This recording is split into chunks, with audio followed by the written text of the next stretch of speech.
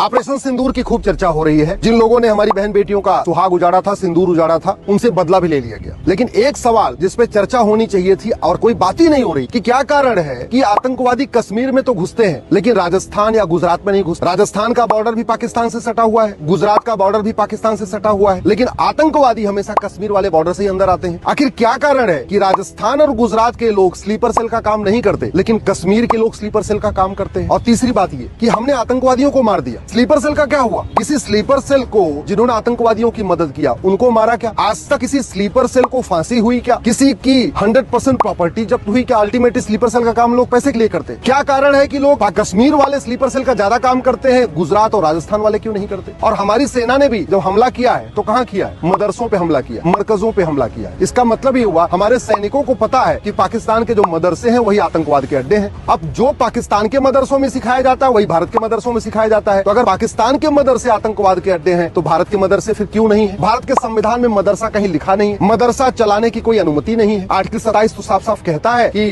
कोई मजहब को प्रमोट करने के लिए 1 रुपए खर्च नहीं होगा और मदरसा मजहब को ही प्रमोट करता है। आर्टिकल 28 तो साफ साफ कहता है कि किसी भी सरकार के द्वारा मान्यता प्राप्त स्कूल में कोई मजहबी तालीम नहीं होगी और मदरसों में मजहबी तालीम होती है। आर्टिकल 30 कहता है एजुकेशन इंस्टीट्यूशन खोलने का अधिकार है। मदरसा थोड़ी, मदरसा एजुकेशन इंस्टीट्यूशन नहीं होता, मदरसा दीनी तालीम सेंटर है, मजहबी तालीम का केंद्र है। मदरसों में वसुधैव कुटुंबकम, नारी तू नारायणी, सर्वमंगल मांगल्य ये नहीं सिखाया जाता। मदरसों की डिग्रियों से लोग सरकारी नौकरी ले रहे हैं, मदरसों की डिग्रियां मान्य हो चुकी हैं। और मुगलों ने 500 साल के शासन में 1000 मदरसे खोले थे और संविधान लागू होने के बाद 75 साल में लगभग 3 लाख मदरसे खुल गए, जबकि भारत के संविधान में कहीं मदरसा शब्द ही नहीं।